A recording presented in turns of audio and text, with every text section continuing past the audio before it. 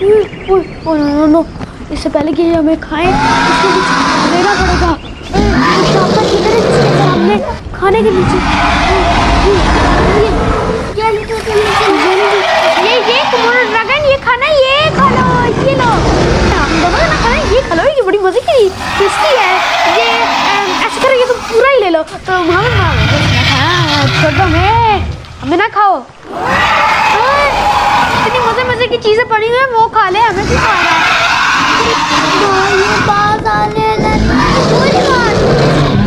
सच्ची मेरी ये तो बात नहीं है। हम गए काम से।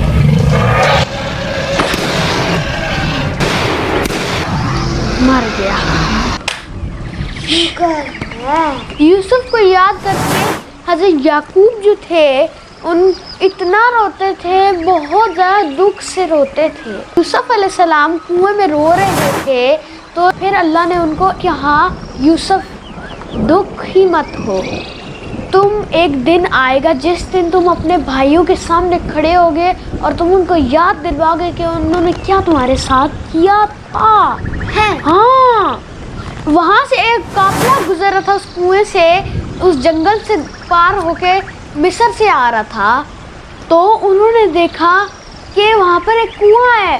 फिर उन्होंने कहा चलो हम इस कुएं से पानी पी लेते हैं, वो बहुत प्यासे थे। फिर वो गए और उन्होंने वहाँ पर बाल्टी अंदर डाली, तो फिर एक बंदे ने कहा यार ये कितनी वजनी है। फिर उसने अंदर झांक के देखा कि नौजवान लड़के ने उस बाल्टी को पकड़ा हुआ था ज़ोर से, और फिर उस बंदे ने खींच के ज़ोर से पकड़ लिया और अपने लोगों को आवाज़ दी, भाई हमें कुएं के अंदर असली खजाना मिल गया है। फिर सारे लोग आए और उन्होंने उसकी मदद करके निकाला। जब हज़रत यूसुफ बाहर निकला तो सारे लोग उसको देख के हैरान रह गए। वो काफिला हज़रत यूसुफ अलैहिस्सलाम को पकड़कर वहाँ मिस्र ले गया, और वहाँ मिस्र में एक जगह ऊंची सी थी, वहाँ पर रखा और ऐलान किया कि इस खूबसूरत बच्चे को कोई खरीदेगा। सैकड़ों की तादाद में लोग आ गए वहाँ पर और उस बेहद खूबसूरत बच्चे को देखने के लिए।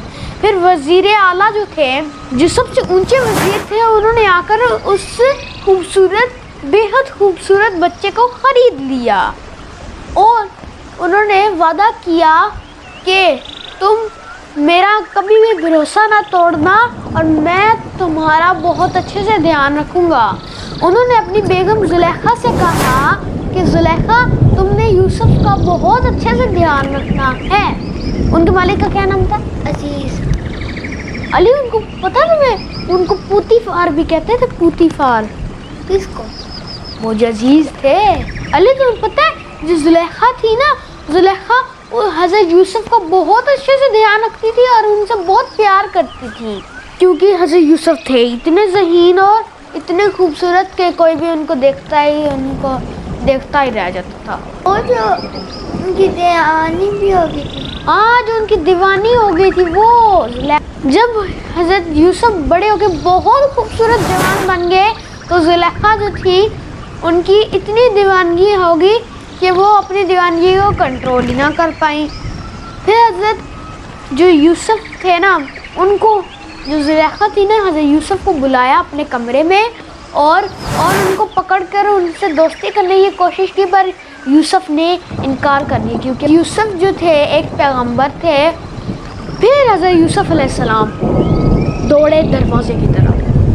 7 दरवाजे थे, ज़ुलेखा ने सारे लॉक किए हुए थे। जो हज़रत यूसुफ थे ना, उन्होंने दिल में अल्लाह से दुआ मांगी, फिर सारे ताले खुलते गए। फिर हज़रत यूसुफ जो थे उन 7 दरवाज़ों के अंदर से गुजरते गए और फिर सामने एक गेट नज़र आया। वो वहाँ पर गए और अचानक वो गेट खुल गया और वहाँ पर अजीज़ के साथ कुछ और लोग खड़े हुए थे, उनके मेहमान। अरे जो अजीज़ और वो लोग थे वो हैरान हुए, ये क्या हो रहा है? और फिर अजीज़ ने कहा कि ये क्या हुआ है? फिर उस मक्कार औरत का रंग बदल गया और उसने कहा कि तुम्हारे गुलाम ने तुम्हारी बीवी में हमला किया है। फिर सच और झूठ का फैसला करने के लिए एक रिश्तेदार आगे आया। उसने कहा कि अगर ये कमीज़ आगे से फटी तो इसका मतलब होता कि यूसुफ ने तुम्हारे पर हमला किया है, और अगर ये कमीज़ पीछे से फटी है इसका मतलब है तुमने اس کے اوپر حملہ کیا ہے۔ پھر جو عزیز تھے اس نے کہا اس کا مطلب ہے تم جھوٹ بولے ہو، غصے سے کہا، اور کہا کہ اس سے معافی مانگو یوسف سے۔ یہ خبر جنگل میں آگ لگنے کی طرح پورے مصر میں پھیل گئی اور سارے لوگ اس کے باتیں کرنے لگ گئے کہ زلیخا نے اپنے جو تھے نوکر سے دیوانگی رکھ لی۔ پھر جب زلیخا نے یہ باتیں سنی تو اس نے ایک چال سوچی اور ایک خط لکھ کے بھیجا۔ جو امیر ترین عورتیں تھیں نا، ان ساروں کو بلایا دعوت پہ اور اپنے نوکروں سے کہا کہ مہمانوں کے بیچ پھل بانٹو، پھر ایک ایک چھری بھی ان سب کے ہاتھوں میں پکڑا دو۔ پھر سب نے چھریاں پکڑ کے پھل کاٹنے لگے۔ پھر اسی دوران زلیخا نے یوسف کو بلا کر کہا کہ تم ادھر آؤ۔ پھر زلیخا کے جو نوکر یوسف تھے وہ نظریں نیچی کر کے ایسے آئے، تمیز سے داخل ہوئے۔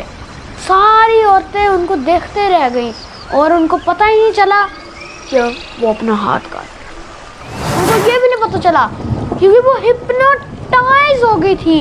ہپنوٹائز نہیں تھا وہ جو تم کارٹون میں دیکھتے ٹینگ ٹینگ ٹانگ، وہ والا ہپنوٹائز۔ وہ ہپنوٹائز ہو گئی اور دیکھتی رہ گئی اور اپنا ہاتھ کٹ لگتے گئے اور بہت زیادہ خون نکل گیا۔ اور پھر انہوں نے اپنی زبان میں کہا ما ھذا بشر، یہ کیا چیز ہے؟ اور ایک نے کہا یہ فرشتہ ہے، کسی نے کہا کہ یہ تو خدا کا نور ہے۔ علی پھر جو زلیخا تھی اس نے کہا کہ یہ میرا قصور نہیں ہے، اس کے حسن کا قصور ہے۔ پھر اس کو کہو کہ آج سے بعد اس نے میرا حکم نہ مانا تو میں اس کو جیل بھجوا دوں گی۔ پھر حضرت یوسف نے کہا میں اس عورت کے مکر سے جو دیوانگی ہے اس سے اچھا کہ میں جیل میں چلا جاؤں۔ زلیخا اپنے میاں کے پاس گئی۔ ہاں، وہ زلیخا جو تھی اپنے میاں کے پاس گئی اور کہا کہ اگر میری عزت بچانی ہے تم نے تو اس کو جیل بھجواؤ۔ اور پھر عزیز بہت مجبور ہو گئے، پر وہ غلام کو اپنے بیٹے جیسا سمجھتے تھے۔ انہوں نے بھاری دل کے ساتھ یہ فیصلہ کیا کہ ان کو جیل میں بھجواؤ۔ انہوں نے سپاہیوں کو بلایا جو ان کو